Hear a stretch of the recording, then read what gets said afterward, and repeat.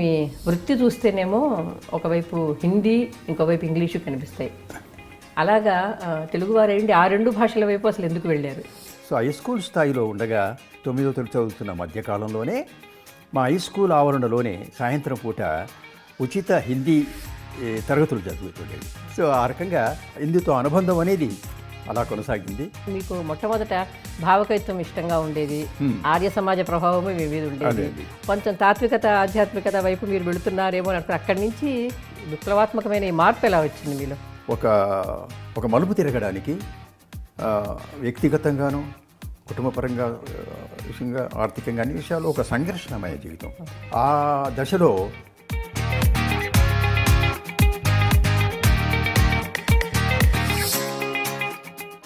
అప్పుడు మాలో ఆలోచన మొదలైనప్పుడు తిరుగుబాటుతనంలోకి వచ్చేసాను. ఈ దిగంబర కవిత్వం అనేది ఒకటి ప్రారంభించాలని ఆ నేపథ్యం చెప్పండి, ఎలా జరిగింది? ఆ తరంలో ఉండే యువతరంలో ఉండే ధర్మాగ్రహాన్ని వ్యక్తం చేయగలిగితే ఏదైనా సార్థకత ఉంటుంది తప్ప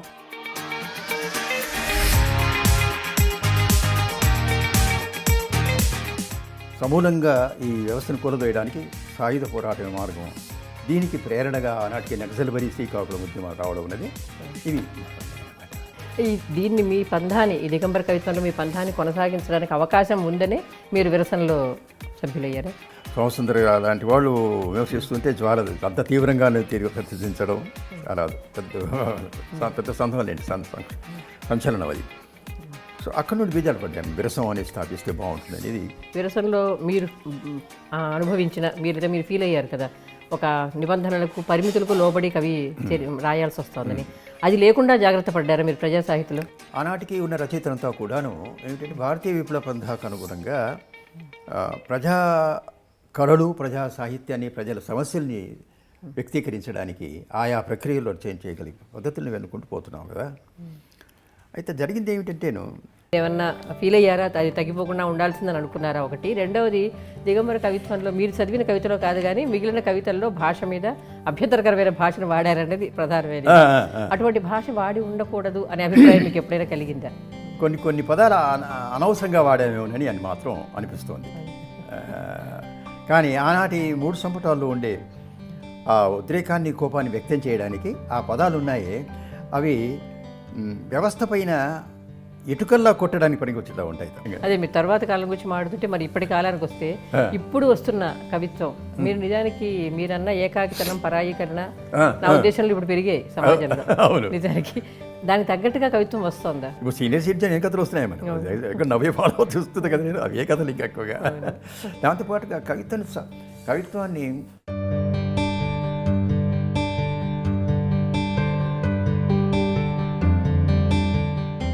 పుస్తకాలు వేసుకొని సులభంగా అవార్డులు పొందొచ్చు, తర్వాత కవులుగా నిలిచిపోవచ్చు అని చెప్పి. మీ రచనలో మీకు ఇష్టమైన ఆకులు రంగు మారే వేళ, నిన్న మొన్నటి దాకా ఆకుపచ్చదనంతో అలరించిన ఆకులన్నీ ఈ రోజేమిటి కొమ్మలపై ఎరుపు, పసుపు రంగు వేసుకొని గాలిలో గలగలా ఊగుతూ రంగుమారిన తన్మయత్వంతో.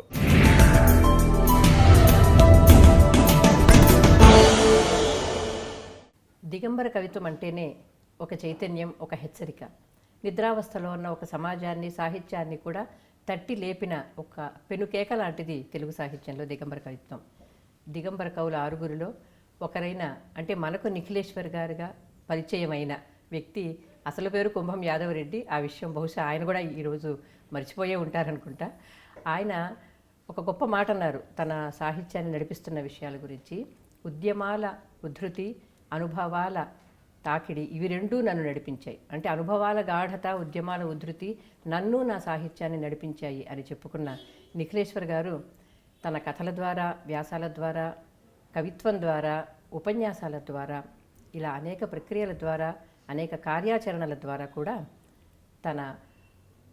తనలోని ఒక మానసిక వికాసాన్ని, తన ఉద్యమ స్ఫూర్తిని దిగంబర కవిత్వం రోజుల నుంచి ఈనాటి వరకు కూడా ఆయన నిలబెట్టుకుంటూ వస్తున్నారు.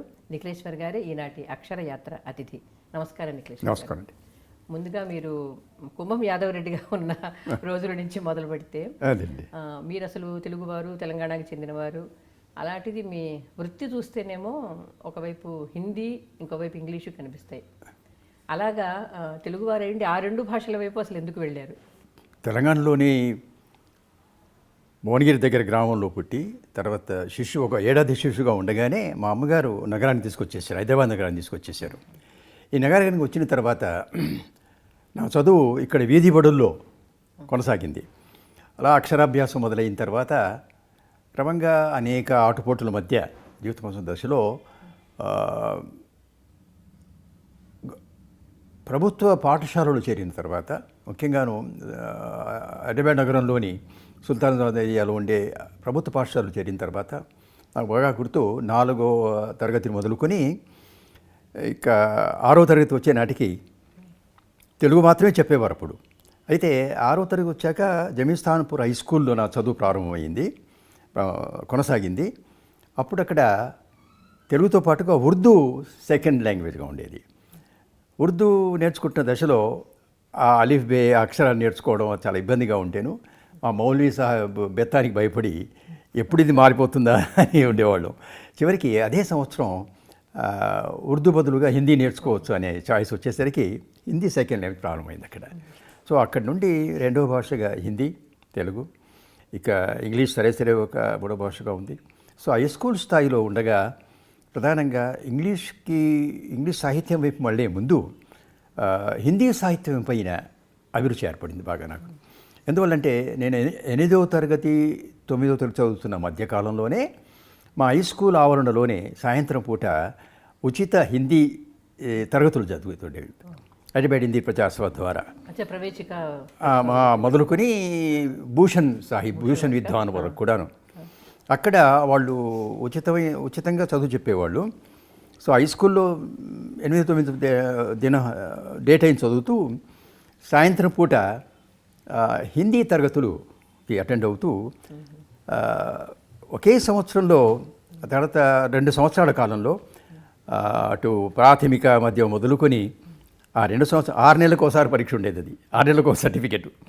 ఆ రకంగా 2 సంవత్సరాల కాలంలో నేను 9వ తరగతి నాటికి విశారద, హిందీ, భూషణ్ 2 పాస్ అయిపోయాను అప్పుడే. అలాగా అదే హై స్కూల్లో చదువుతూ ఉండగా సరే తెలుగు సాహిత్యంతో కొంత పరిచయం, కథలు చదవడం వగైరా ఉండేది. అయితే హిందీ పట్ల ఈ 2 విశారద, భూషణ్ పాస్ అయిన తర్వాత హిందీ పత్రికలు ముఖ్యంగాను అవి అందుబాటులోకి ఉండడం కొంత కారణం నాకు. పైగా ఆ రోజుల్లోనే ప్రత్యేకత ఏంటంటే ఈనాటి ఉండే సంస్కృటైజ్డ్ హిందీ కాకుండా ఉర్దూ హిందీ కలిపిన హిందుస్థానీ, ఆ హిందుస్థానీ అని చాలా చక్కగా ఆ శైలిలో ఉండే పత్రికలు అవన్నీ కూడా ఆకర్షించాయి. అది పైగా హిందీలో మాట్లాడడం వగైరాను అదొక కారణం. పైగా హై స్కూల్లో Urdu medium and Telugu medium 2 ఉండేవన్నమాట. అటు నుండి హిందీతో ఆ ప్రభావం, ఆ పరిచయం కొనసాగింది. ఇంకా హిందీ సాహిత్యంలో సరే హిందీలో రాయడం తర్వాత మొదలెట్టాను అనుకోండి. ఇక అప్పుడు హిందీ సాహిత్యంలో మీరు చదివిన రచయితలు అదేనండి, ఆ స్థాయిలోనండి. ముఖ్యంగాను విశారద, భూషణ్ పాస్ అవుతున్న దశలో చదువుతున్న దశలో నాకు బాగా గుర్తు ఏమిటంటే ఒకటి ప్రేమ్చంద్ నవల నిర్మల. ఆ నిర్మల ఒకటి మాకు ఉండేది. అది ఆ పుస్తకం చదివిన తర్వాత ఆ నిర్మల క్యారెక్టర్ ప్రత్యేకంగాను ప్రేమ్చంద్ ఒక స్త్రీ హృదయాన్ని అర్థం చేసుకొని ఆవిడ ఒక కుటుంబంలో ఉండే పడిన తపనను అవన్నీ కూడా అది బాగా ఆకట్టుకుంది. రెండవది రామ్ నరేష్ త్రిపాఠి కావ్యం, దీర్ఘ కావ్యం ఉంది, పథిక్ ప్రయాణికుడు. ఆ పథిక్ ఒక కావ్యం కూడా మాకు ఉండేదన్నమాట. ఈ 2 ఇప్పటికీ ఉండిపోయాయి నాకు. ఆ పథిక్లో ముఖ్యంగాను భాషాపరంగా త్రిపాఠి రాసిన మొట్టమొదటి వాక్యం ఎలా ఉండిపోతుందంటేను అది ఒక వరుస క్రమంలో ప్రాస అన్నమాట. రాగ రవి అవిరాగపతి సుందర సరస సవేర, రాగ రవి అవిరాగపతి సుందర సరస సవేర. ప్రాస చూడండి, ఇది నాయనరెడ్డి గారికి వినిపిస్తే అని ఆశ్చర్యపడ్డాను, చెప్పారు ఆ కాలంలో చూడండి చెప్పి. సో ఆ రకంగా హిందీతో అనుబంధం అనేది అలా కొనసాగింది వాళ్ళిద్దరికి. తర్వాత ప్రేమ్చంద్ నవలు చదవడం, ఇతరత్ర వేరే పుస్తకాలు రావడం. ఇక తర్వాత దశలో వరుసగా వచ్చిన సాహిత్యం కాకుండా నేను హిందీలోంచి తెలుగుకి అనువదించడం జరిగాయి కదా. ప్రధానంగా సొంతంగా కూడా రాశారు. ఏదంటారు? హిందీలో స్వీయ రచనలు కూడా చేశారు. హిందీలో స్వీయ రచనలు, హిందీలో ప్రధానంగా పోయమ్స్, కవితలు రాశానండి. కవితలు రాశాను. ఆ తర్వాత తెలుగు సాహిత్యాన్ని పరిచయం చేస్తూ కొన్ని వ్యాసాలు, అలాగే తిలక్ కథ ఒకటి, తర్వాత మురళీధర్ కథ, 2-3 కథలు కూడా హిందీలోకి అనువదించి అప్పుడు ఆ ధర్మయుగ లాంటి పత్రికలు పబ్లిష్ అయినాయి బాగాను. కానీ ఉద్యోగ రీత్యా చూసుకుంటే మీరు ఇంగ్లీష్ ఉపాధ్యాయులు. ఇంగ్లీష్ ఉపాధ్యాయుని. మధ్యలో ఇంగ్లీష్ ఎక్కడి నుంచి వచ్చింది? హిందీ నుంచి. కాబట్టి హిందీ అలా కొనసాగింది కదమ్మా. తర్వాత సాయం కళాశాలలో ఎప్పుడైతే మేము డిగ్రీ కోర్సు చేరినప్పుడు నా క్లాస్మేట్ నగ్నోని, నా క్లాస్మేట్ జూనియర్ జ్వాలాముఖి దిగంబర కవులు ముగ్గురు అనమాట. అంటే అప్పుడు సొంత పిల్లలతో రాసుకునే వాళ్ళం కదా. 65 నాటికి 64లోగా మా డిగ్రీ కోర్స్ పూర్తి అవుతున్న దశలో మేమంతా కూడా సొంత పిల్లలతో రాసుకున్నాం. అప్పటికే నగ్నోని కేశవరావు, ఆయన రాఘవాచారి, నేను యాదవ్ అనమాట. గోల్కొండ పత్రికలో తరచుగా రచనలు వచ్చేవి. చాలా వచ్చింది గోల్కొండ పత్రికలో మా అందరివి వచ్చేవి, బాగా నావి ఎక్కువగా వచ్చేవి. ఆ దశలో మేము తీసుకున్న కాంబినేషన్ ఎలాంటిదంటేను English literature, philosophy and political science. మంచి కాంబినేషన్. ఈ కాంబినేషన్ చాలా ఉపయోగపడింది మాకు. ఎందుకంటే మూడు సబ్జెక్టులో కూడా నిష్ణాతులైన లెక్చరర్ ఉండేవాడు. ప్రత్యేకంగా పొలిటికల్స్, రాజకీయ దృక్పథం ఏర్పడడానికి ప్రొఫెసర్ రాజుర్కర్ గారు, ఇప్పటికీ బతుకున్నారు ఆయన, రాజుర్కర్ గారు అని. ఆయన నెహ్రూ నేషనలిజం గురించి బోధించేవాళ్ళండి అప్పట్లో. అది కొంత. తర్వాత ఫిలాసఫీ ఏమో అప్పుడు యాదగిరి రెడ్డి గారు సైకాలజీ లెక్చరరు. తర్వాత ఇంగ్లీష్ టీచర్కి ఇంగ్లీష్ టీచర్కి మహమూద్ అలీ అనే కాకుండా మిస్సెస్ కుమార్ బోధించేవారు. మిస్సెస్ బోధించేవారు. సో ఆ 3 సబ్జెక్టులో హై స్కూల్లో ఉండగానే నేను సోమర్సెట్ మా మొత్తం రచన చదివేసి కాలేజీ మ్యాగజైన్లో ద యూనివర్సల్ ప్రొజెక్షన్స్ అనే పేరున ఆయన పెద్ద వ్యాసం రాశాను, పబ్లిష్ అయింది అది. అలాగే ఇంగ్లీష్లో ఐఎమ్ అలోన్ అనే ఒక పోయం రాస్తే దాన్ని కీట్స్ విన్ అవార్డు కూడా ఇచ్చారు నాకు. సో అది ఇంగ్లీష్. అప్పుడు తర్వాత రెండవ ఇంగ్లీష్. మీరు ఇంగ్లీష్లో కొనసాగించుంటే ఇండియన్ ఇంగ్లీష్ రైటర్ అయి ఉండేవారు. చాలా మంది ఇంగ్లీష్ పోయిట్స్ తక్కువ కదా మనకి. అవునండి. ఆ తర్వాత అందువల్ల ఇంగ్లీష్ పోయిట్ రాయడం కొంచెం సమాంతరంగా నేను తరచుగా అంటుంటాను అన్నమాట. మూడు భాషలనే పడవలో ప్రయాణం చేస్తాను. ఒకేసారి కదా, ఒక పడవ ఇంకో పడవ దిగి. బాగుంది. అయితే మీ అప్పటికి వరకు వచ్చిన చరిత్రను చూస్తే ఒకసారి మీకు మొట్టమొదట భావకవిత్వం ఇష్టంగా ఉండేది, ఆర్య సమాజ ప్రభావమే మీ మీద ఉండేది, కొంచెం తాత్వికత ఆధ్యాత్మికత వైపు మీరు వెళుతున్నారేమో అని అనుకున్నారు. అక్కడి నుంచి ఈ 65 వచ్చేసరికి విప్లవాత్మకమైన ఈ మార్పు ఎలా వచ్చింది మీలో? అంతకుముందు మీకు ఎంకిపాటలు మీకు చాలా ఇష్టమైనవి చెప్పారు, భావకవిత్వం ఇష్టం. అవును. 65 మధ్య మీరు అన్నట్టు భక్తి సాహిత్యం, ఆ తర్వాత ఆర్య సమాజ సంస్కరణవాదం, ఈ 2 ఆకర్షించాయి నన్ను బాగాను. అయితే 65 నాటికి వచ్చేసరికి నెహ్రూ సోషలిజం అనేది కూడాను రాజకీయంగా ఆలోచింపచేసింది. ఇక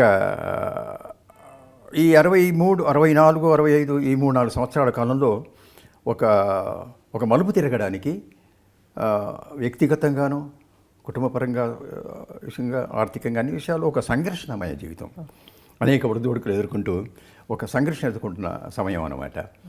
ఆ దశలో సహజంగానే భక్తి నుంచి, ఇటు సంస్కరణ నుంచి, రాజకీయ ఆలోచన వైపు నుంచి వస్తుండగా ప్రధానంగా వచన కవిత ఫేవర్స్ మూమెంట్ అనేది కుందుర్తి గారు, అటిపాల విశ్వం వీళ్ళంతా కొనుస్తుండగా ఈ రచయిత మధ్య కలిసి కూర్చోవడం, మాట్లాడడం ఇవన్నీ ఉపయోగపడ్డాయి మాకు బాగాను. ఇక భక్తి సరే, ఆధ్యాత్మిక ఇవన్నీ ఉండగా ప్రధానంగా 65 నాటికి సొంత పేరుతో కాకుండా ఒక సాహిత్యంలో తప్పనిసరిగా ఒక మలుపు తిరిగాయి. యువతరం ఏమి ఆశిస్తున్నది, చేయవలసినది ఏమిటి అనేది ఒక తిరుగుబాటు లక్షణం అనేది క్రమంగా ప్రవేశించిన దశ అది. అప్పుడు మాలో ఆలోచన మొదలైనప్పుడు ఇటు తిరుగుబాటుతనంలోకి వచ్చేసానమ్మ. తిరుగుబాటు వచ్చేసాక అప్పుడు క్రమంగా అప్పుడే మార్క్సిజం లెనినిజం అనేది రాలేదనుకోండి, కానీ నెహ్రూ సోషలిజం అనే ఒక నేపథ్యం ఒకటి ఉంది కదా శాస్త్రీయంగా. అది తర్వాత క్రమంగా ఆర్య సమాజ్ సంస్కరణ కూడా, ఈ 2 కూడా ఏం చేశాను, దారి చూపించాయి ఒక రకంగా చెప్పాలంటే. అప్పుడే కోపోద్రేకిత యువతరం అని నేను 60 దిగంబర కవులు రాకముందు 64, 65 మధ్య కోపోద్రిక్త యువతరం అనే పేరిట కొన్ని కవితలు, కొన్ని వ్యాసాలు గోల్కొండ పత్రికలో వరుసగా వేశాను నేను. అది దిగంబర కవితానికి ప్రాతిపదిక అనుకోండి రకంగా. అందులో ఒక కవిత ముఖ్యంగాను కోపంతో వెనక్కి చూడు అంటే ఎగ్జాక్ట్లీ 1960 అప్పుడే రాశారు. అప్పుడే ఇది దిగంబర కవులకు పూర్వమే ప్రారంభించిన కోపోద్రిక్తతో కవిత మొదలైన అన్నమాట ఇది. కోపంతో వెనక్కి చూడు, కోపంతో వెనక్కి చూడు, మొసళ్లతో నిండిన లింపోపోనదే కాదు, హిమశిఖరాగ్రంపై తిష్టవేసిన రాక్షుడు ఘనీభవించి గూర్నిల్లు. కోపంతో వెనక్కి చూడు, యువతా నీ సంఘర్షణ, సమతా ఆందోళన, సంకీర్ణ మార్గాన్ని కోసి సంకుచిత భావాన్ని తోసి నీ లోకం అవతరించి తీరు. కోపంతో వెనక్కి చూడు. ముక్త ఛందస్సులో పారే నవ కవితా వెల్లువలే ఈ మహాజనసందోహం నీ కొరకు చచ్చినా ఆగదు, మరి నిప్పులు గక్కుతూ తోసుకెళ్ళు. కోపంతో వెనక్కి చూడు. అటీవల సెగలు చిమ్మే నీ రక్తాన్ని దాహం అన్న విశ్వసంగ్రామం, ఎగబడిన ఎరకోతి ప్రభుత్వం సుఖ వాంఛాతత్వం త్రాగేసి విచ్చలవిడిగా విడిచేసింది. కోపంతో వెనక్కి చూడు. ఇటీవల నీ రక్తబంధువు ఆఫ్రికా వలస రాజ్యాల్ని, యుగయుగాల మూఢత్వాన్ని తుదముట్టిస్తున్న నల్ల మనిషి క్రోధము రుచి చూశాడు తెల్లజీవి. కోపంతో వెనక్కి చూడు. క్రమశిక్షణ రాహిత్యం నీలో ఎదిగింది క్యాన్సర్లా, పరమాణువులా విచ్చుకుంటున్న ప్రపంచంలో నీదే స్థానం. ఒక్కసారి చూసుకో కోపంతో. కోపంతో వెనక్కి చూడు. నీ సందిగ్ధ జీవితాంకాన్ని పరిభ్రమణం చేస్తున్న బ్రతుకును త్రిశంకు స్వర్గంలా కాకుండా అటో ఇటో తేల్చుకునే ఇది సాహసిక మహాయానం. వానపాములో ఉన్న నీవు కోతిలో పడ్డ కప్పలాగా పడుకున్నావెందుకు? పాతరోత ఇంకెన్ని రోజులు? నవ్యత నింపుకోవాలంటే కోపంతో వెనక్కి చూడు. ఇది తప్పకుండా దిగంబర కవిత్వానికి పునాదిలాగే ఉంది. దీనిలో కొన్ని పదాలతో సహా కొంచెం శైలి గమనించారు కదా, పదాలు కొంచెం తేడా కనపడుతుంది, కొద్దిగా అలా కనబడుతుంది. అప్పటికే ఒక బీజం పడింది అన్నమాట. మరి మీరందరూ కలిసి, మీ ఆరుగురు కలిసి ఈ దిగంబర కవిత్వం అనేది ఒకటి ప్రారంభించాలని ఆ నేపథ్యం చెప్పండి, ఎలా జరిగింది? మీరు, నగ్నముని గారు, జ్వాలాముఖి గారు అప్పటికే మిగిలిన వాళ్ళు కూడా ఎలాగ? మహాస్వప్న, చెరబండరాజు, మా అందరి కాలేజీలో ఉండే స్నేహమే కాకుండా ప్రధానంగా చివరికి చెరబండరాజు భాస్కర్ రెడ్డి, బద్దం భాస్కర్ రెడ్డి పేరుతో రాసేవాడు ఆయన. తర్వాత భైరవయ్య మన్మోహన్ సహాయ్, మహాస్వప్న, కమిషెట్టి వెంకటేశ్వరరావు. మేమంతా కూడాను అప్పుడప్పుడు ఈ ఫ్రీవేర్స్ ఫ్రంట్ తరఫున, ఫ్రీవేర్స్ ఫ్రంట్ అని లేదు కానీ గుంతిటి గారు సాయంత్రం పూట నిర్వహించిన వచన కవితా పఠనం, ఆ తర్వాత బూరుగ రంగనాథరావు గారి ఇంట్లో సాధనా సమితి సమావేశాలు, మరి అరిపిరాల విష్ణు గారి ఇంట్లో జరిగే కవితా పఠనాలు, ఆ కవితా పఠనానికి వచ్చి తిలక్ గారు కూడా వచ్చారన్నమాట. సో ఈ మూడు ముఖ్యంగా అంటే ప్రధానంగా సంస్థల పరంగా సీనియర్ రచయితలతో పాటుగా కూర్చొని మేము రాసిన రచనల్ని వాళ్ళు చదివి వినిపించడం, వారు విమర్శాత్మకంగా చెప్పడం, ఇవి ఉపయోగపడుతున్న దశలో వచన కవిత్వంలో ముక్త ఛందస్సు పేరిట మధ్యతరగతి మందహాసాన్ని చెప్పడం, తర్వాత మధ్యతరగతి రాజీ లక్షణాన్ని, ధోరణి, వీటిని ఎంతకాలం భరించాలి? ఇంకా మనము ఎక్కడో బ్రేక్ త్రో జరగాలి. తర్వాత యువతరం అనేది ఒక ఆకాంక్షలతో కొత్త పథంపై కొత్త మార్గం చూస్తోంది, రావాల్సిన మార్పు కోసం తప్పిస్తోంది. అలాంటి దశలో మేము ఆరుగురం అప్పుడప్పుడు మదనపడేవాళ్ళం అనమాట. ఎందువల్లంటే ఎంతసేపటికి మన ఆనాటి సమకాలీన సీనియర్ కవులు ఉన్నారు కదా, వారంతా కూడాను ఒక మూసలో ఒదిగిపోయిన తర్వాత వీటిని దాటి వస్తే తప్ప మనకు భవిష్యత్తు లేదు. దాంతోపాటుగా మనం చెప్పదలుచుకుంది ఏమిటో అనేది, అలాగే ఆ తరంలో ఉండే యువతరంలో ఉండే ధర్మాగ్రహాన్ని వ్యక్తం చేయగలిగితే ఏదైనా సార్థకత ఉంటుంది తప్ప ఇలా ఎంతకాలం కేవలం మధ్యతరగతి ఉద్యోగి గురించో లేకపోతే గృహస్థ జీవితం వీటి గురించి కాదు అనే ఆలోచన వచ్చిన తర్వాత ఆరుగురిలో దిగంబర కవులు అని పెడితే బాగుంటుందని మహాస్వాములు సూచించాడు. దిగంబర కవులు సూచించాడు పేరు. అప్పుడు నేను టీఆర్టీ కాలనీలో ఉండేవాడిని అక్కడ. సో మేమంతా ఆరుగురు కలుసుకొని క్రమంగా ఒక 5-6 సార్లు సమావేశం అయ్యాక ప్రధానంగా ఇంటి దగ్గర అంటే అదంటే అర్బనైజ్డ్ పోయిట్స్ అంటారు కదా, నగరీకరణలో భాగంగానే అనుకోండి. ఆరుగురం కూడా ఏంటంటే మా స్థావరాలు ఎలా ఉండే చివరికి హ్యాబిట్స్లో ఉండే ఓరియంటల్ హోటల్ ఒకటి, ఇప్పుడు లేదు, అది ఓరియంటల్ హోటల్ లేదు, సాయంత్రాలు కలుసుకున్నాం. కింగ్స్ సర్కిల్ ఒకటి ఉండేది అక్కడ. సో అంటే కలుసుకునే అనువుగా ఉన్న ప్రదేశాలు అవి. ఓ టీ తాగుతూ కూర్చొని గంట తరబడి, ఇంత జనం ఇంత గొడవ లేదు అప్పుడు కదా, టాకింగ్ అబౌట్ 65-66 మధ్య. సో క్రమంగా ఆరుగురిలో కూడా ఆలోచన ఒక కొలికి వచ్చిన తర్వాత అప్పుడు అందరూ కూడా నేను అనుకుని, అంటే ఈ పాత పేర్లు అంటే కులాన్ని మతాన్ని సూచిస్తున్నాయి కాబట్టి కవుల యొక్క సింబాలిక్గా కవుల సంస్కారం వాళ్ళ స్వభావానికి అనుగుణం ఏంటంటే ఎవరు వాళ్ళ పేరు చెప్పుకున్నారు, దాంతో మొదటి సంపుటి వచ్చిందమ్మా. మొదటి సంపుటి మీకు తెలుసు కదా, వరుసగా మొదటి 2-3 సంపుటాలకి చెప్పక్కర్లేదు కదా. అది అవి అందరికీ బాగా తెలిసిన చరిత్ర. తెలిసినాయి కదా అవన్నీ కూడాను. సో అందులో ఈ 3 సంపుటాలు వచ్చే క్రమంలో 1965 నుండి 68 ఈ 3 సంవత్సరాల కాలంలో కూడా 3 సంపుటాల పీఠికలు ఉన్నాయి. ఇవి చాలా మౌలికమైన అంశాలు ఇవి కూడా. ఎందుకంటే దిగంబర కవులకి సంబంధించిన సిద్ధాంతమైన పునాదులు చేయనమాట. మొదటిది ఒక దిశను వెతుక్కునే క్రమంలో ధర్మాగ్రహాన్ని వెలిబుచ్చడం జరిగింది. రెండవ దశలో జాపాల్ సార్త్ర్ అస్తిత్వవాదం నుంచి మొదలుకొని ఆ మార్గం సుగమం చేసుకుంది మార్క్సిజం వైపు పూర్తిగా మళ్ళిన తర్వాత మూడవ దశ వచ్చేసరికి ఆచరణ రీత్యా ఈ సమాజంలో మార్పు రావాలంటే సమూలంగా ఈ వ్యవస్థను కూలదోయడానికి సాయుధ పోరాటమే మార్గం. దీనికి ప్రేరణగా ఆనాటికి నక్సల్బరీ శ్రీకాకుళం ఉద్యమాలు రావడం ఉన్నది. ఇవి మరమైనాయి అన్నమాట. అప్పుడు 68 తర్వాత 68-70 మధ్య 4వ సంపుటం కేవలం అనుకున్నప్పుడు తప్పనిసరిగా శ్రీకాకుళ ఉద్యమం, సాయుధ పోరాట మార్గం వీటిని సమర్థిస్తూ ఈ మార్గంలో మనం వెళ్ళగలిగితేనే కవులు ఏమైనా చెప్పగలరు దశలో 6 నుంచి 2 విడిపోయారనమాట విభేదించి. మహాస్వప్న, భైరవయ్య. ఇక అప్పటికి తిరుగుబడు కవులు, మార్చు కవులు రావడం 70 నాటికి. సో విరసం ఏర్పడడానికి మార్గం సుగమం అయిందండి. దిగంబర ఉద్యమం రాకపోతే విరసం రావడం అంత సులభం అయ్యేది కాదు. అయితే దిగంబర కవిత్వం గురించి మనకు అందరికీ తెలిసిన విషయాలు, కానీ మీ నోటి నుంచి వినాల్సిన విషయాలు. దాన్ని పూర్తిగా సమర్థించిన వాళ్ళు ఉన్నారు, అన్ని రకాలుగా భాషా భావాలు రెండింటినీ కూడా. శ్రీశ్రీ లాంటి వాళ్ళు, వెల్చేరు గారు కూడా కొంతవరకు సమర్థించారు. అయితే రాచపల్లి రామచంద్రారెడ్డి గారు లాంటి వాళ్ళు దిగంబర కవిత్వాన్ని అది అసలు కవిత్వమే కాదు పొమ్మన్నారు. కాబట్టి వాళ్ళు చాలా తీవ్రంగా విమర్శించారు. ఎక్కువగా భాషకు సంబంధించింది ఆయన విమర్శ, ఎక్కువ భాషపరంగానే, భావపరంగా కంటే కూడా వస్తుపరంగా కంటే. అది ఈ రెండింటిని ఎలా స్వీకరించారు ఇప్పుడు? తర్వాత భావపరంగా కూడా ఆయన ఇంత భ్రష్టు పట్టిందా సమాజం? దిగంబర కవిత్వాన్ని కవిత్వం అనుకునేంతగా భ్రష్టు పడిందా ఆయన వాక్యాలు? అయితే అదే మీ మీద ఎలాంటి ప్రభావం చూపించారు రెండు? అంటే మీరు ఎవరు పట్టించుకున్నారా విమర్శలు కానీ పొగడతను కానీ? అప్పటికి విమర్శలు సోమసుందర్ గారు కూడా విమర్శించారు మమ్మల్ని, కానీ అంత తీవ్రంగా విమర్శించేది ఆయన. కానీ రాచమండ్రం శెట్టి గారు ఒక మార్క్సిస్ట్ విమర్శకుడిగా ఆయన ఆ విమర్శ కొంచెం ప్రాధాన్యత సంతరించుకున్న మాట నిజం. కానీ మేము దాన్ని లెక్క చేయలేదు చెప్పాలంటే.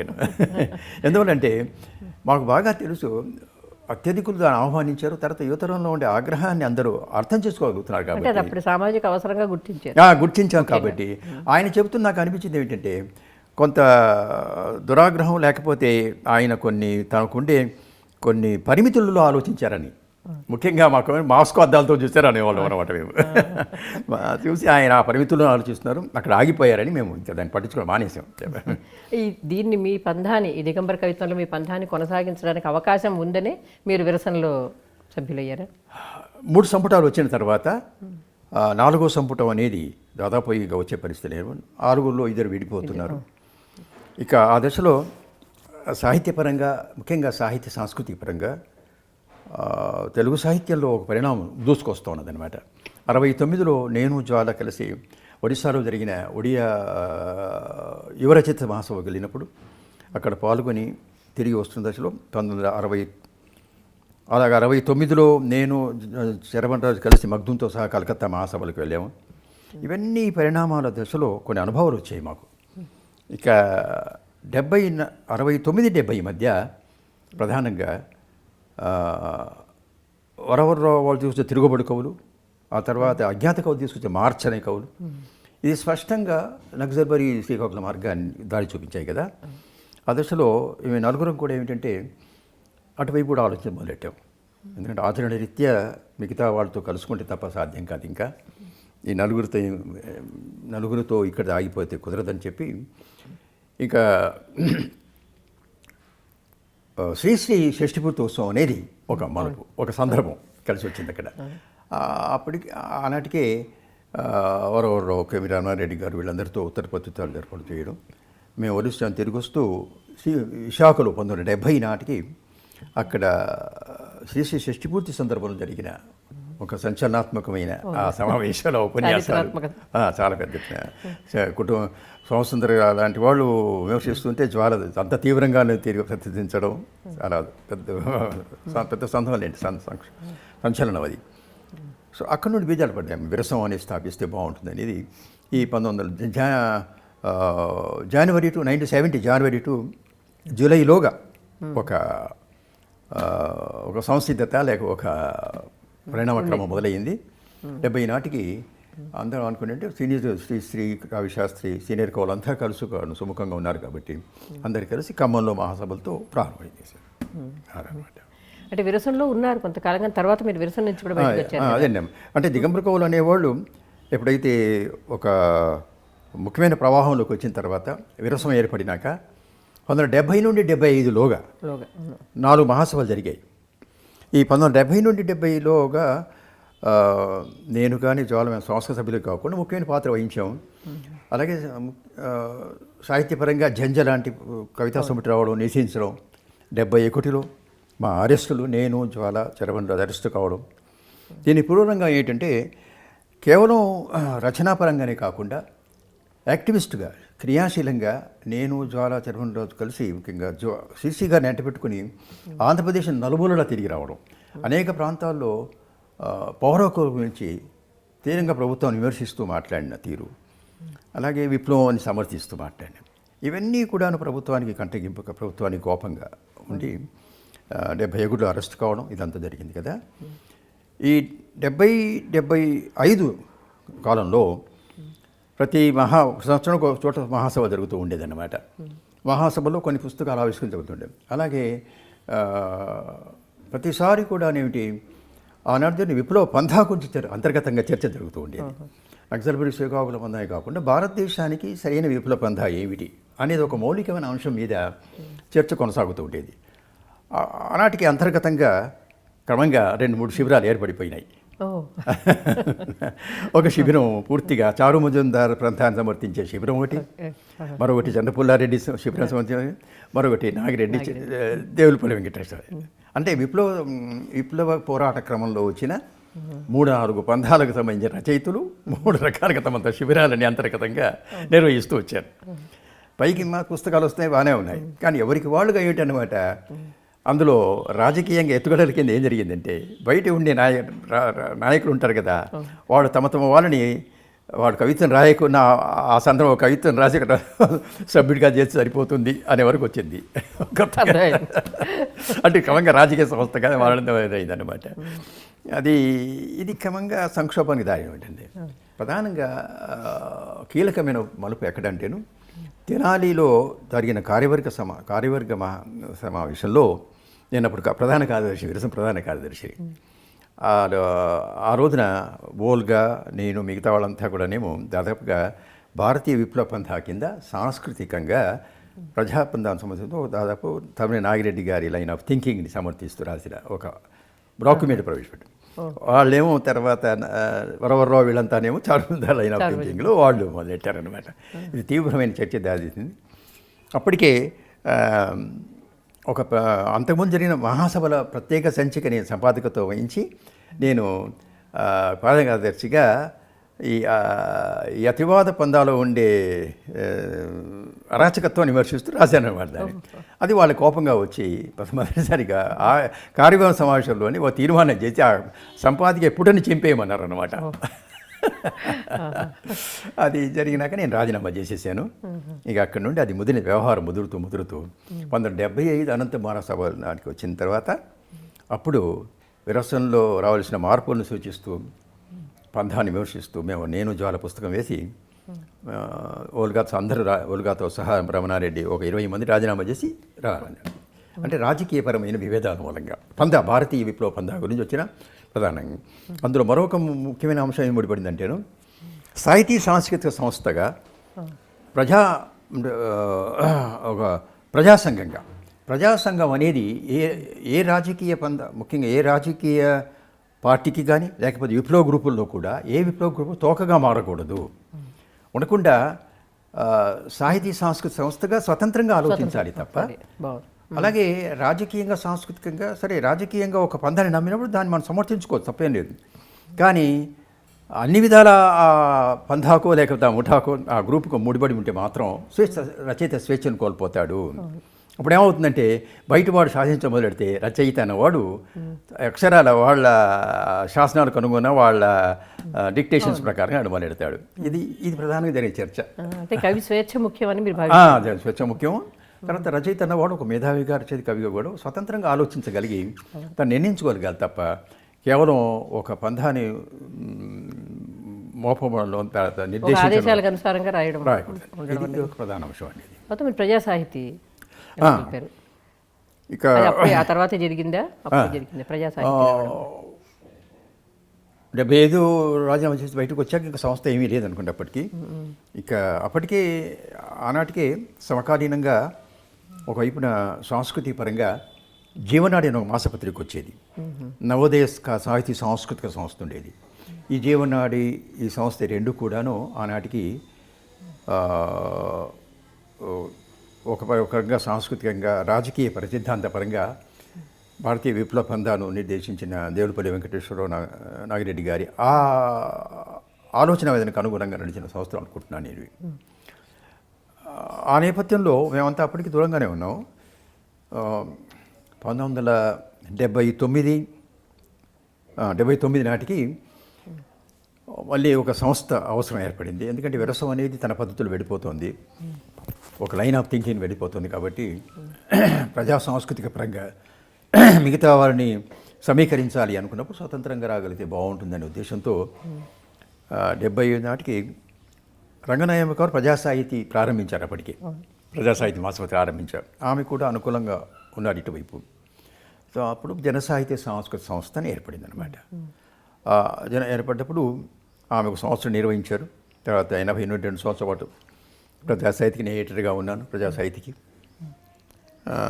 అంటే ఇక్కడ మీరు అన్నట్టుగా విరసంలో మీరు అనుభవించిన మీరు ఫీల్ అయ్యారు కదా, ఒక నిబంధనలకు పరిమితులకు లోబడి కవి రాయాల్సి వస్తుందని. అది లేకుండా జాగ్రత్త పడ్డారా మీరు ప్రజా సాహిత్యంలో? ఆ నింద రాకుండా జాగ్రత్త పడ్డాము. తర్వాత నేను జ్వాల మిగతా వచ్చామే. మిగతా చివరికి ఓల్గా వీళ్ళంతా కూడా జనసాహిత్యులు చేరిన వాళ్ళే.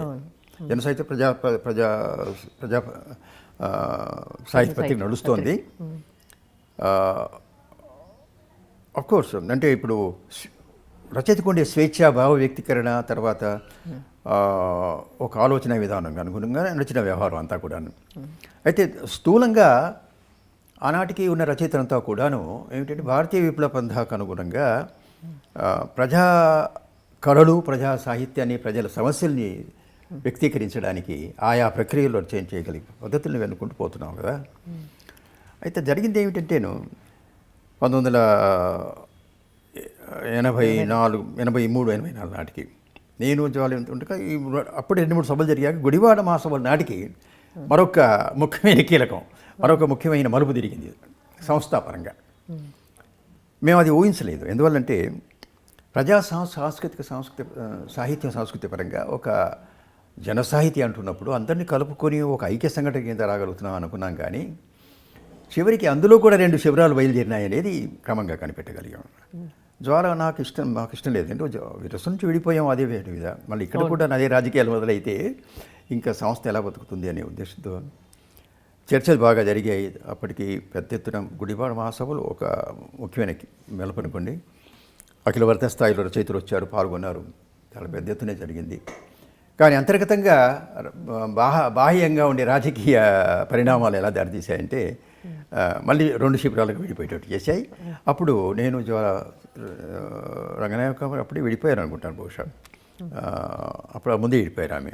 మేము రాజీనామా చేసి బయటకు వచ్చేసి ఇంకా ఏ సంస్థ అక్కర్లేదని నిర్ణయానికి వచ్చేసి. అంటే మీ అనుభవాన్ని బట్టి చూస్తే కవి అన్నవాడు ఎంత రాజకీయ కోణం నుంచి కవిత్వం రాసినప్పటికీ ఒక రాజకీయ సంస్థలో భాగంగా ఉండడం వల్ల నష్టపోతాడంటారా? మీరు చెప్పిన మీ అనుభవాలను బట్టి. అదండి, అంటే కొన్ని ఆంక్షలు ఉంటాయి కదా రాజకీయ సంస్థలో భాగంగా ఉన్నప్పుడు. రాజకీయ పార్టీకి అనుగుణంగా ఉంటే మాత్రం నష్టపోతాడు తప్పకుండా. కాకుండా రాజకీయ సిద్ధాంతపరంగా నిబద్ధత ఉంటే మాత్రం నష్టపోడు. నిబద్ధతని సరైన ఒక దిశానిర్దేశం చేయగలుగుతుంది. కాబట్టి దాని పట్ల ఉండే నిజాయితీతో ఆచరణ రీత్యా రచయితకి చేయగలడు అతను. కానీ పార్టీపరమైన మార్గనిర్దేశంలో పనిచేస్తే మాత్రం ఎక్కడొక్కడ ఆగిపోక తప్పదు. స్వేచ్ఛ మాత్రం దెబ్బతింటుంది అనుకుంటున్నానండి. అది మీ జీవితం, మీ సాహిత్య అనుభవం జీవితాన్ని నేర్పింది. అద్భుతంగా నిదర్శనంగా కనిపిస్తుంది. ఇంకా తర్వాత మీ కవిత్వాన్ని గురించి ఇంకా ఒకటి రెండు కవిత్వం గురించి మాట్లాడుకుంటే, అంటే వేరే ప్రక్రియకి వెళ్ళే ముందు మాట్లాడుకుంటే, మీరు తర్వాత దిగంబర కవిత్వం ఉంది రాసిన కదా, ఏదైనా? దిగంబర దిగంబర కవిత్వంలో కవిత్వంలో ఒక పోయిం చదువుతాం ఇక్కడ ఒక ఎందుకంటే ఆ కోపంతో వెనక్కి చూడ వచ్చిన తర్వాత దిగంబర కవులు వచ్చాక యువతరంలో ఉండే ఆలోచనల్లో ప్రధానంగా ఆనాటికి తర్వాత ఈనాటికి వచ్చిన వాటిలో యువకుడు, ఈ దేశంలో ఉండే యువకుడు అనేవాడు ఏ రకమైన పరాయీకరణని పొందుతున్నాడు, ఎలినేట్ అవుతున్నాడు అనే దాని మీద ఇది 1900 అప్పట్లో రాసిన 65లో రాసిన కవిత ఇది. నా దేశంలో నేను ఏకాకిని, మంచి కవిత. నా దేశంలో నేను ఏకాకిని, ఎప్పటికప్పుడు ఎదురు నిలిచి కత్తి దూసి ప్రశ్నిస్తున్నాడు హ్యామ్లెట్. నా దేశం నాకు మిగిల్చిన మహాసమస్యల ఉరితాడు, నిత్యం తలపై పురి తిరుగుతూ గట్టిపడుతున్న ఆకలి నిరుద్యోగపు ముళ్ళు, ఆ ముళ్ళలో అందమైన ముఖాల పువ్వులు, విచ్చుకున్న వాటి రెక్కల మధ్య రెక్కలు విరచబడిన అసహాయ స్థితిలోని విషాదం వైర్ల మధ్య సూర్యముఖి పువ్వులా వేలాడుతున్న చంద్రుడు ఒక తెల్లని గబ్బిలం.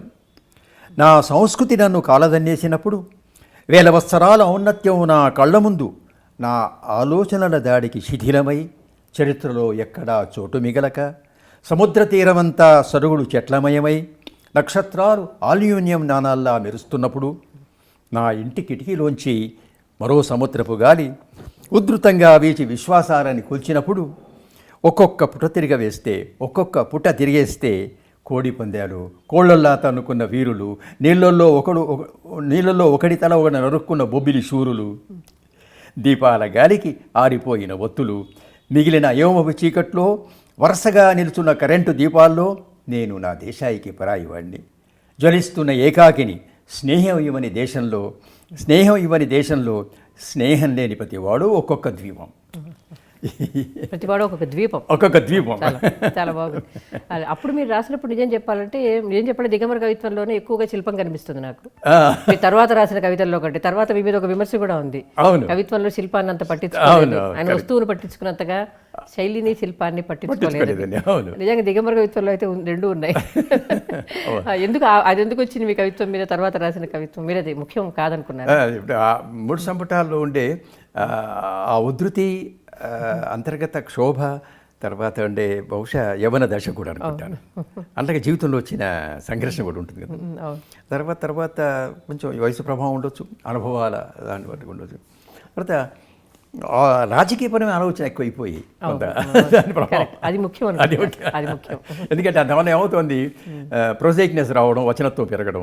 అంటే శిల్పం శైలి కంటే కూడాను మనం ప్రజలకి ఏదో చెప్పేయాలి, వాళ్ళు అందుకుంటారు, సందేశం ఇవ్వాలి. సందేశం అంటే మనం మన భావాన్ని పంచుకోవాలి అన్నప్పుడు, ముఖ్యంగా బహిరంగ సభలోకి వెళ్ళేసరికి ఒక ఉపన్యాసంగా కానీ ఒక పోయిన ద్వారా అలవాటు నాకు అదే. కాబట్టి శైలి శిల్పం పనికిరాదు, అక్కడ సూటిగా చేరాలి. ఉపన్యాస శైలిలోనే కవిత్వం నడుస్తుంది. అది తర్వాత అయితే మీరు తీసుకున్న వస్తువుల తర్వాత వైవిధ్యం కనిపిస్తుంది. తర్వాత చాలా మీరు ఉత్తర అమెరికా ప్రయాణం చేయడం, చైనా ప్రయాణం చేయడం, ఇవి రెండు కూడా కొంచెం మీ ఆలోచనలో కొంచెం మార్పులు తెచ్చాయని కూడా మీరు చోటు చెప్పుకున్నారు. అవును. అమెరికా ఖండాంతరాల మీదుగా ఒక మంచి కవితలు ఉన్నాయి. ఎలా చూశారు? మీ కోణం నుంచి చూసినప్పుడు అమెరికాను చూడడం అనేది చాలా భిన్నమైన కోణం నుంచి చూస్తారు కదా. ఆ కవిత్వంలో ఎలా మీరు దాన్ని ప్రతిబింబచేశారు, మీకు అమెరికా పట్ల మీ దృష్టిని? ప్రధానంగా 2 సార్లు అమెరికా వెళ్ళినప్పుడు, మొదటిసారి ఖండాంతరాల మీదుగా, రెండోసారి కాలాన్ని అధిగమించే దాంట్లో పశ్చిమాకాశాన అని చెప్పి పెట్టారనమాట. ఈ 2 అనుభవాలతో నేను చూసింది, గమనించింది ఏంటంటే, ఒక పెట్టుబడిదారీ వ్యవస్థలో మనిషి తన ప్రైవసీని, స్వేచ్ఛని ఎంత కోరుకుంటాడో అంతే పరాయీకరణ చెందుతున్నాడు అక్కడ అనిపించింది.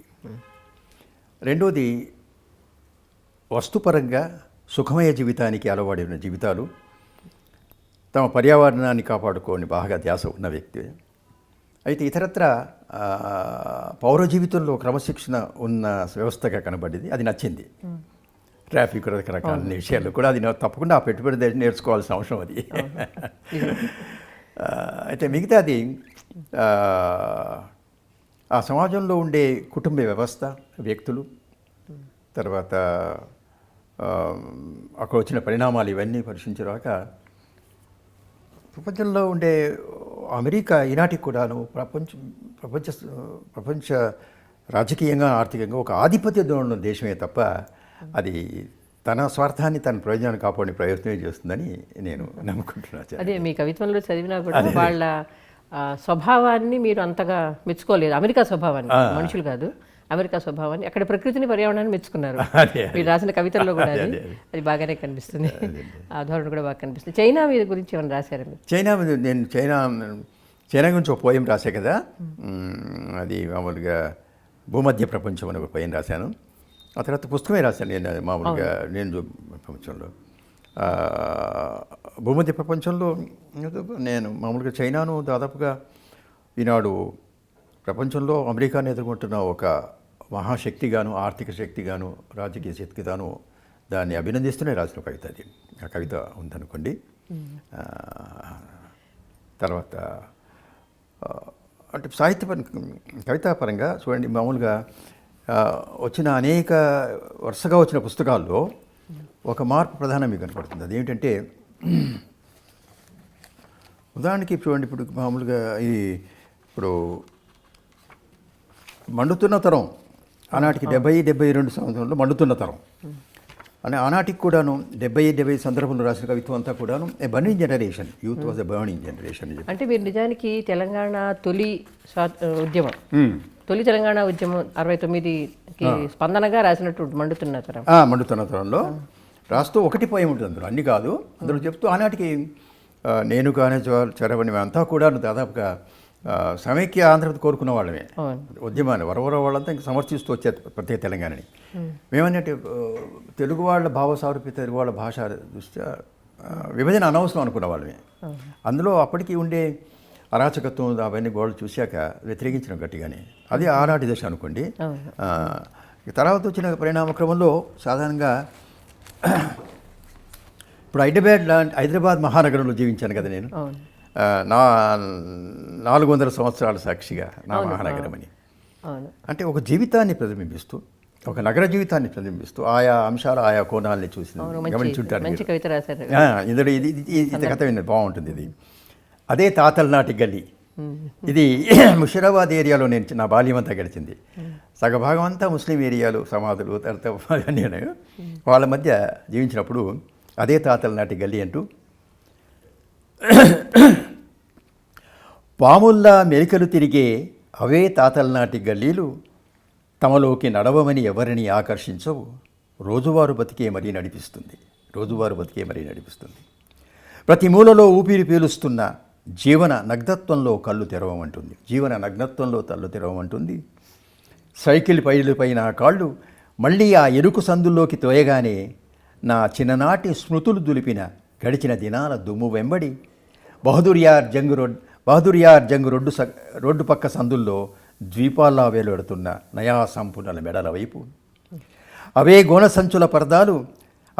సంచుల పరదాలు మరకలు పొడి చెరిగి వేలాడుతున్నాయి ఇప్పటికీ తరతార జ్ఞాపకాల మార్గాలపై. ఈనాటికి విరిగిన ఎముకల్ని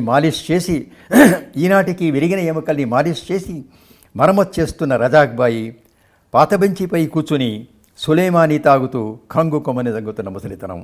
సులేమాని డికాషన్, సులేమాని అంటారు, మురిగిన డికాషన్ సులేమాని. ఇక్కడ సులేమాని తాగుతూ కంగు కొమ్మని దగ్గుతున్న ముసలితనం.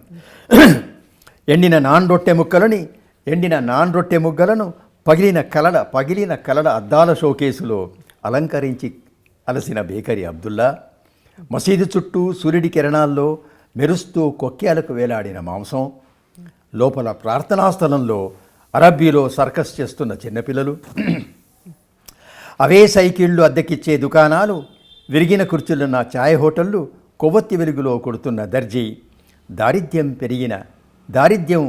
పెరిగిన ధరల సహజీవనంలో ఇమడలేక అధికార రాజకీయాల్లో మనిషి చెక్కిన పురాతన కట్టడాల్లో మతదాహాన్ని తీర్చే నిమిత్తం తప్పిపోయింది ఇరుగు సందుల్లో అలసట లేని సామాన్యుడి జీవితం. ఆనాటి దృశ్యం అన్నమాట ఇది. అది మీరు పెద్ద కావ్యమే రాశారు కదా హైదరాబాద్ అది మొత్తం మొత్తం కావ్యమే అదే రాశారు.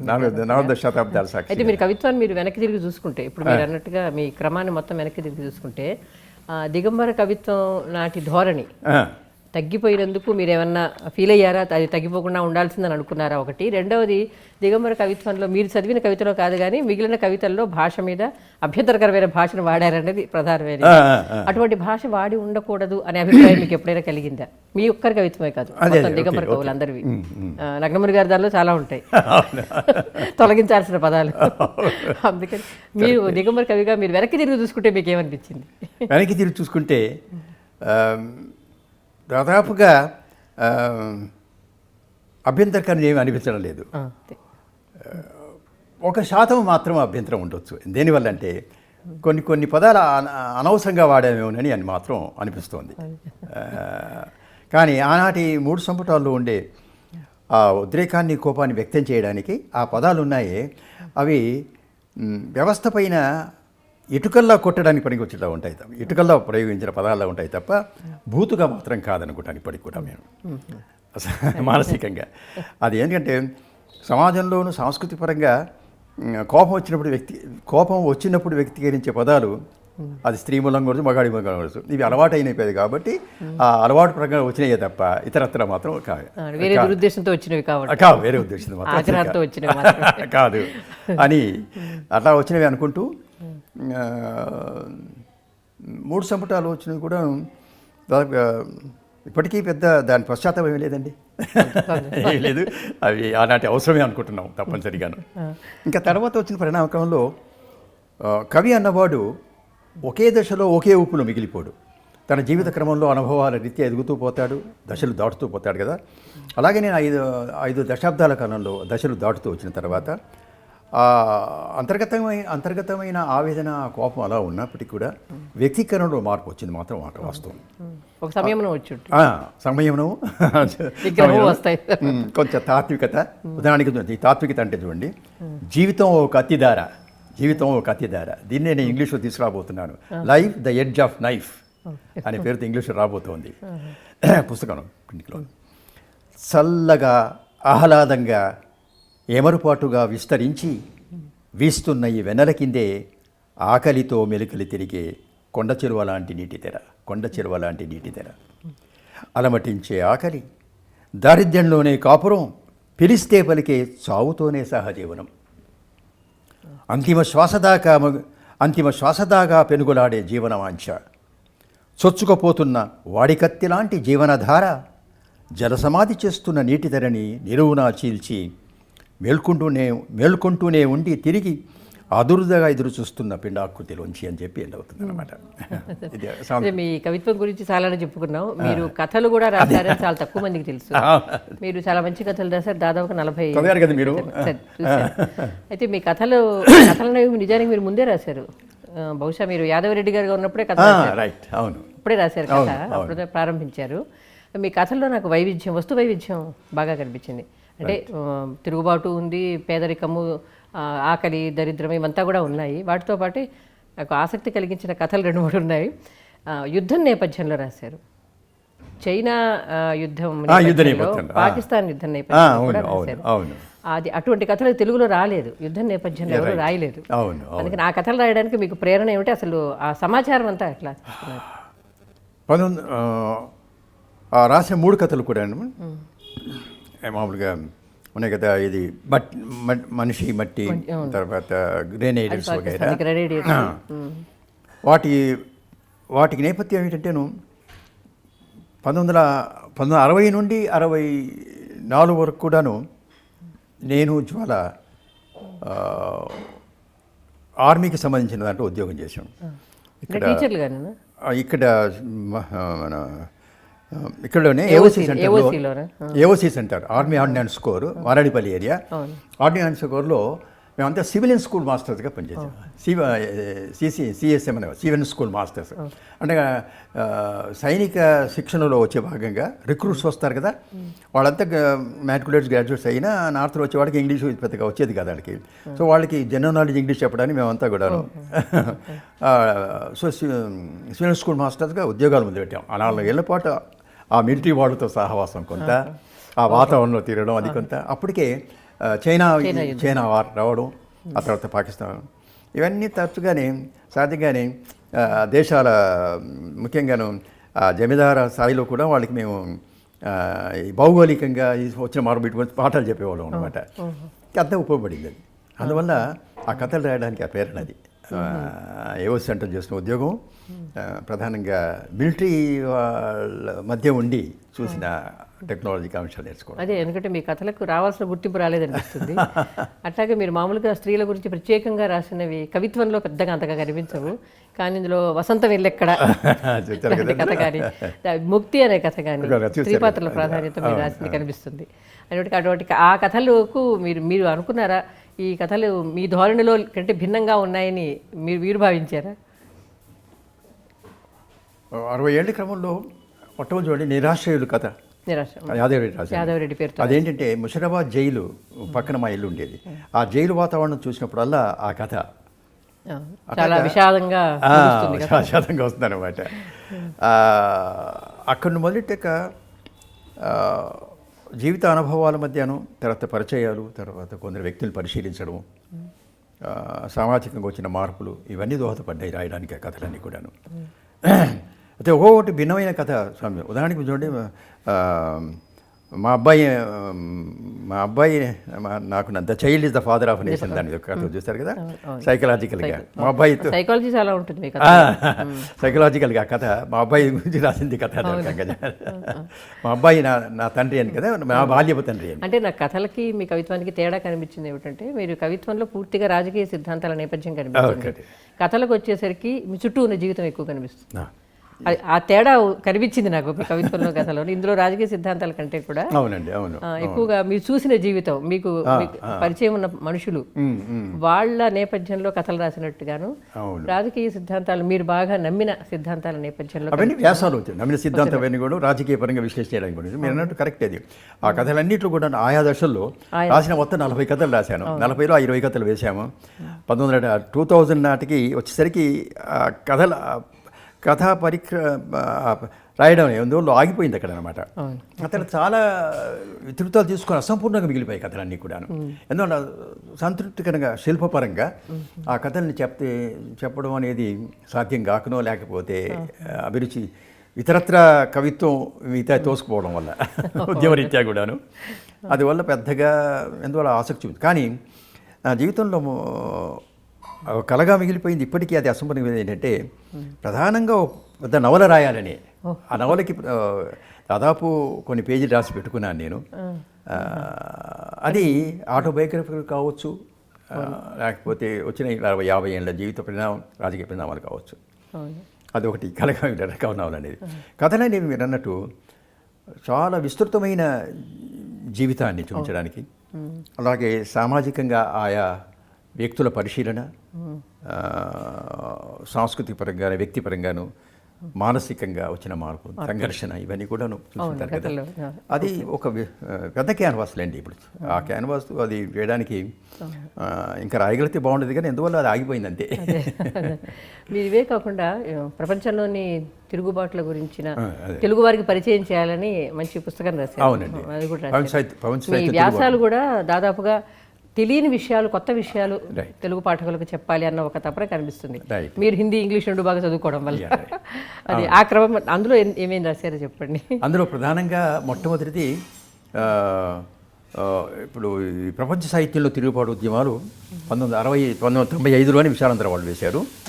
దానికి ముందు ఆ వ్యాసాలన్నీ కూడాను మొట్టమొదటిది దిగంబర కవులు 2 సంపుటాలు వచ్చిన తర్వాత సాహిత్యపరంగా, ఉద్యమపరంగా విస్తృతంగా చర్చకు వచ్చింది. ఏమిటంటే ఆనాటి భారతిలో వచ్చిన వ్యాసం అది. ప్రపంచ సాహిత్యంలో తిరుగుబాటు అనేది ఓ 10 పేజీల వ్యాసం. ఆ వ్యాసంలో నేను ప్రధానంగా ఆనాటి వండే లైఫ్ మ్యాగజైన్ వచ్చేది. లైఫ్ మ్యాగజైన్, ధర్మయుగ్, ఇల్లుస్ట్రేట్ వీక్లీ ఇవి రెగ్యులర్గా చూసేవాడిని నేను. అలా ఉంటే కొంత సమాచారం కొంత. అలాగే అప్పటికే angry young moment in Britain, అది లుక్ బ్యాక్ ఇన్ యాంగర్ అనే అస్బార్ నాటకం ఉంది కదా, ఆ నాటకం నాకు ఇప్పటికీ ఉంది. అది కొంత ప్రేరణ. ఇవన్నీ కలిపి దిగంబర కోలు ఎలాగో వచ్చారు కాబట్టి విస్తృతంగా ఇతరత్రా కూడా దేశంలో వచ్చిన మార్పులు,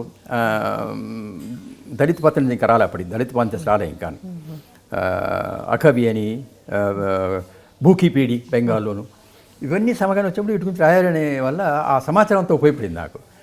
అది అందువల్ల ఆ పెద్ద వ్యాసం అనేది ఒక ఊపు సిద్ధాంతపరంగా. ఆ వ్యాసం చదవగానే ఆయన భారతీ ఎడిటర్ శివలింక శివప్రసాద్ గారు అప్పుడు ఆయన ఎంత ఇంప్రెస్ అయ్యారంటే ఆ స్థాయిలో ఉత్తరం రాసి ఇలాంటి వ్యాసాలు మాకు కావాలి, మీరు రాయగలరు అని చెప్పి ఆయన ప్రోత్సహించారండి. ఆశ్చర్యం. ఆయన కూడా అవుట్ ఆఫ్ రికార్డ్ ఎందుకో చెప్తానంటే, ఒక పత్రికా సంపాదకుడు అనేవాడు అభిరుచి కలిగితే తనకైతే ఎంత వాడినైనా ఉత్తరం రాసి ప్రోత్సహించడం లేదు. ఈ రోజుల్లో సంపాదకులు కదా, ధ్యాస లేదు అసలు, వస్తున్నాయి కాబట్టి. ఆయన ఎమ్మెల్సీగా ఉంటే క్వార్టర్స్ పిలిపించి కాఫీ ఇచ్చి భారతికి వ్యాసభిక్ష పెట్టమని రచన కోరుతున్నాను అనేవాడండి. అది ఇప్పటికీ అందువల్లే భారతికి ప్రమాణాలు. తర్వాత రాధాకృష్ణ అక్కడ వచ్చే క్రమంగా అది పోయింది అనుకోండి. రాసేవాళ్ళు తగ్గిపోయారు, వాళ్ళ బాధ్యత కాదు అది. అదే మీరు తర్వాత కాలం గురించి మాట్లాడుతుంటే మరి ఇప్పటి కాలానికి వస్తే ఇప్పుడు వస్తున్న కవిత్వం, మీరు నిజానికి మీరన్న ఏకాకితనం, పరాయీకరణ నా ఉద్దేశంలో ఇప్పుడు పెరిగాయి సమాజంలో. నిజానికి దానికి తగ్గట్టుగా కవిత్వం వస్తుందా? మీరు ఇప్పుడు వస్తున్న యువకుల కవిత్వం చదువుతుంటారు కదా, ఇప్పుడు ఎలా ఉంది కవిత్వంలో వచ్చిన మార్పు? ముఖ్యంగా గత 20 సంవత్సరాల కాలంలో చూసుకుంటే వచ్చిన పరిణామ క్రమంలో ఆధునిక తెలుగు కవిత్వంలో పరాయీకరణ ఎలాగో పెరిగింది. దాంతోపాటుగా అస్తిత్వ ఉద్యమాలు అనేవి ప్రాధాన్యత సంతరించుకున్నాయి కదా. అస్తిత్వ ఉద్యమాల్లో ఫెమినిజము, స్త్రీవాదము, ప్రాంతీయవాదం, దళితులు, తర్వాత మైనారిటీ, ఇవన్నీ అస్తిత్వవాదాలు ఎలాగో తమ పనిచేసాయి, వాటితో ఒక వ్యక్తీకరణ కలిగించగలిగాయి. అది కాకుండా సమాంతరంగా కవిత్వం వల్ల సులభమైన కీర్తి లభించవచ్చు, సులభంగా ప్రచారం పొందవచ్చు, గ్లామర్ను ప్రవేశించి పైగా ఈ ఆన్లైన్ సిస్టమ్ వచ్చింది కదా, వచ్చిన తర్వాత ప్రతి ఒక్కరు కూడా ఏంటంటే ప్రచురణ అక్కర్లేదు, ఇంకా సొత్తుగా వేసుకొని రావచ్చు అని చెప్పి ధోరణి పెరిగాక వ్యక్తీకరణకు అవకాశాలు బాగా పెరిగాయి. ఇందులో దాదాపు 90 వంతుల మంది రాస్తున్నదంతా కూడాను ఉత్తమ మామూలు కవిత్వం పనికిరానిదే తప్ప, అందులో అయితే ఒక 2% మిగులుతారు. అయితే ప్రధానంగా వచ్చిన పరిణామంలో ఆయా సంఘటనల పైన స్పందిస్తున్నారు. అవును, అదొకటి. సంఘటనాత్మక కవిత్వం ఎక్కువ, సంఘటనల పైన ప్రతిబింబిస్తారు బాగాను, ఎవరికి వాడదోళ్ళలోను.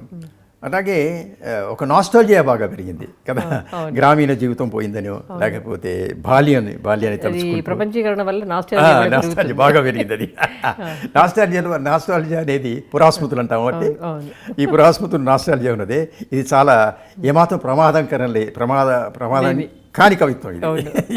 అంటే అందరు ఏ ఇబ్బంది పెట్టదు అనమాట, ఎంతైనా తెలుసుకోవచ్చు. అలాగా తల్లిదండ్రుల గురించి, బాల్య గురించి, గ్రామీణ జీవితం గురించి, ఇలాగా ఇవి బోల్డతో వచ్చేస్తూనే ఉంది, ఇంకాను అది వస్తుంది కూడాను. అందరూ దాంతోపాటుగా కథలు కూడా వస్తున్నాయి. కథలు కూడా ఇప్పుడు సీనియర్ సిటిజన్ ఏ కథలు వస్తున్నాయి మనకు, ఎక్కడ నవ్వే ఫాలో చూస్తుంది కదా నేను, అవే కథలు ఇంకా ఎక్కువగా. దాంతోపాటుగా కవిత్వాన్ని కవితాపరంగా వస్తుపరంగా చెప్పుకోవడానికి ఆస్కారం కలిగించిన, శిల్పపరంగా దీనిపరంగా బాగా పలచనయ్యి ఏమాత్రం కూడాను అందులో డెప్త్ లేకుండాను, అలాగే తాత్వికత లేకుండా వస్తున్నాం. ఇవన్నీ కూడా తర్వాత నానీలు తదితరం వచ్చినాయి కదా, వీటి వల్ల బాగా దెబ్బతిని అనుకుంటున్నాను నేను. ఎందువల్లంటే నానీలు ఇవన్నీ కూడా ఒక రకమైన సౌలభ్యాన్ని కనుక భ్రమను కలిగించాయి. పుస్తకాలు వేసుకొని సులభంగా అవార్డులు పొందవచ్చు, తర్వాత కవులుగా నిలిచిపోవచ్చు అని చెప్పి. పోయిటరీ మేడ్ ఈజీ లాగా అంతే, ఇన్స్టాంట్ కాఫీ లాగా ఇంకా ఇన్స్టాంట్ కవిత్వం అనేది పెరిగిపోయింది. ఇందులో నిలిచేది ఏముంటుందండి, ఇది ఊరికి సరదాగా కాలక్షేపానికి పనికొస్తుంది తప్ప. ఇందులో కొందరు 1%, 2% మంది చాలా ముఖ్యమైన కవులు వస్తున్నారు చాలా. ఇప్పుడు ఉదాహరణకి దళిత కవుల్లో దళిత కవులు చాలా బాగా రాస్తున్న కవి ఇతను. ఇప్పుడు ఎవరు సుధాకర్, ఎళ్ళూరు సుధాకర్ కాదండి, ఎల్లూరు సుధాకర్ పాతగాడు, ఇప్పుడు లేటెస్ట్గా విల్సన్ తుళ్ళిమిల్లి విల్సన్ సుధాకర్. సుధాకర్. అతను ఒకటి చాలా బాగా రాస్తున్నాడు. అతను ఒకడు దళిత కవుల్లో చాలా చక్కని శిల్పం, చాలా అతను బాగా. తర్వాత యువ కవుల్లో వచ్చేసరికి సరేనండి, ఈ మధ్య వస్తున్న కాలతో ఉత్తరాంధ్ర నుంచి వచ్చిన నడుగ అబ్బాయి మనోజ్ సుధాకర్. అంటే చిట్ట చివరిగా మీకు ఒక జీవిత తాత్వికత, మీకు చాలా ఉన్నాయి, రాజకీయ తాత్వికతలు అవన్నీ ఉన్నాయి. ముక్తి కథలో మీరు ఐన్స్టైన్ కోట్ చేస్తూ ఒకటి అన్నారు. అంటే మీరు ఐన్స్టైన్నే కోట్ చేశారనుకోండి, మతం లేని సైన్స్ కుంటిది, సైన్స్ లేని మతం గుడ్డిది అని ఐన్స్టైన్ది. అది ఆ కథాపరంగా పాత్రపరంగా అన్నారా, లేకపోతే మీరు నిజంగా దాన్ని నమ్ముతారా మీ నేపథ్యంలో? నిజంగా నమ్ముతాను, నాకు అది అనిపించి అడిగా. అదే అందుకే, ఎందుకంటే మీకున్న నేపథ్యం నుంచి నిజానికి మీకు ఇష్టమైన రచయితల్లో మీరు చలం తిలక్ లాంటి వాళ్ళని కూడా చెప్పుకున్నారు. మీ సాహిత్యానికి చలంకి సంబంధం లేకపోయినా చలన్ని నేను ఇంటర్వ్యూ చేసి ఆయన గురించి రాసి ఇంటర్వ్యూ అదంతాను అప్పుడు యాదవరెడ్డిగా వెళ్ళి ఆయన ఆశ్రమానికి వెళ్ళి ఆయన ఇంటర్వ్యూ చేశారు కదా, అది హిందీలో కూడా వచ్చింది. తర్వాత ఆయన మృత్యు నాటకాన్ని హిందీలోకి అనువదించాను. నేను మృత్యు నాటకం ఉంది కదా, హిందీలోకి అనువదించాను. కాకపోతే తెలంగాణతో ఉండే ఉత్తరపతి తెరవులు ఇవన్నీ కూడాను. సో ఆయనపై నేను రాసిన దాంట్లో ప్రధానంగా ఆయన నేను క్రిటికల్గానే చూశాను. ఆయన్ని రంగనాయకునికి నచ్చలే మాత్రం అది. ఎందుకంటే నేను ఆయన రాస్తూ అంటే ప్రధానంగా చలన్ నడిపించింది స్త్రీవాదం కాకుండా హెడోనిజం, సుఖవాంఛాతత్వం. కాబట్టి నేనేంటంటే ఆనందమే జీవిత పరమార్థంగా నమ్మిన చలం అని రాస్తే అది ఇంటర్వ్యూ వాడితే వేసింది. అది రంగనాయకు ఏమాత్రం నచ్చలేదు. ఏదో నేను చలం ఏదో అంగీకరించినట్టు నా తాత్వికంగా చెప్పాను. ఆయన గుండె ప్రధాన లక్ష్యం అది అక్కడ. ఎందుకంటే రాజకీయంగా మిగతా నమ్మకాలు ఆయనకి లేవు కదా, కేవలం ఏంటంటే స్త్రీ స్వేచ్ఛ కావాలన్నాడు. అలాగే మనిషి స్వతంత్రంగా ఆలోచించడం బాగా మనకి ఇప్పటికీ మనకు నచ్చిన అంశం చలంలో ఏంటంటే మనిషి అన్నవాడు స్వేచ్ఛగా ఆలోచించాలి, దేనికి భయపడకూడదు అనేది కదా. అది ప్రధానంగా అది చాలా ముఖ్యం. కాబట్టి స్త్రీని మనిషిగా చూడడం, స్త్రీని ఒక మనిషిగా చూడడం, అది కదా, అది గొప్ప విషయం కదండి. అది అతను ఇవ్వగలిగాడు. అది ఈనాటికి అది దాదాపుగా సినిమాలని అన్నింటిని నడిపిస్తూ అంతర్గతంగా నడుస్తున్న సూత్రమే అది. చాలా మంది కంటే చాలా ముందు చెప్పాడు అది. అది ఆయనలో ప్రత్యేకత.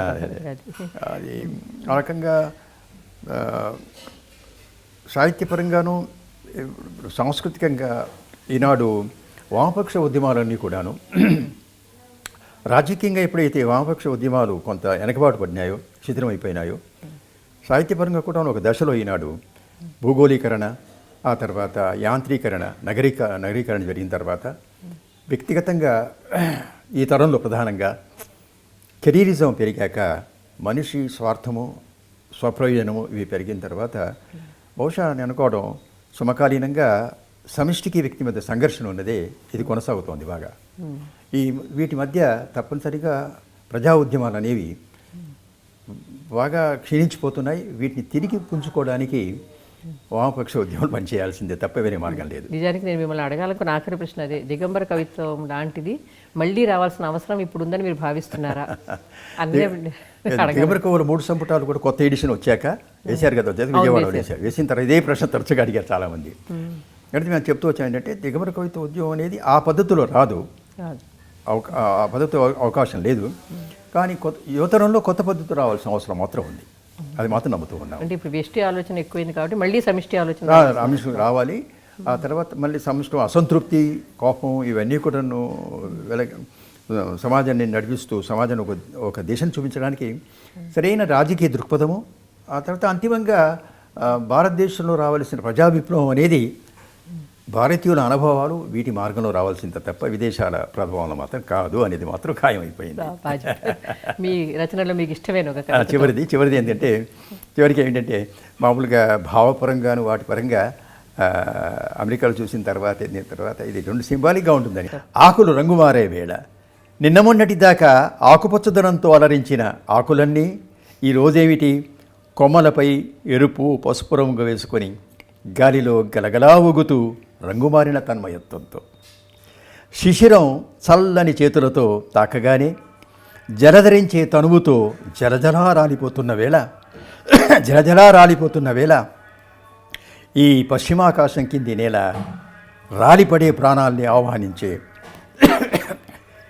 ఈ పశ్చిమాకాశం కింది నేల రాలిపడే ప్రాణాల్ని ఆహ్వానించే కొత్త జవజీవంతో తిరిగి వచ్చే వసంతం నాటికి కొత్త చిగురు కొత్త నెత్తురుతో తరతరాల నశించని జీవాణువులతో మళ్ళీ కొమ్మలపై హరితవర్ణం మళ్ళీ కొమ్మలపై హరితవర్ణం. హరితవర్ణాలు. ఇది నిఖిలేశ్వర్ గారి అక్షరయాత్ర. నేను నిఖిలేశ్వర్ మాట్లాడుతున్నాను. ఐ డ్రీమ్ పక్షాన మృణాళిని గారు నన్ను ఇంటర్వ్యూ చేశారు. అక్షరయాత్రలో భాగంగా ఈ ఇంటర్వ్యూను మీరు చూసి విని సాహిత్యపర అంశాలను ఆక్రమం చేసుకుని ఆశిస్తున్నాను.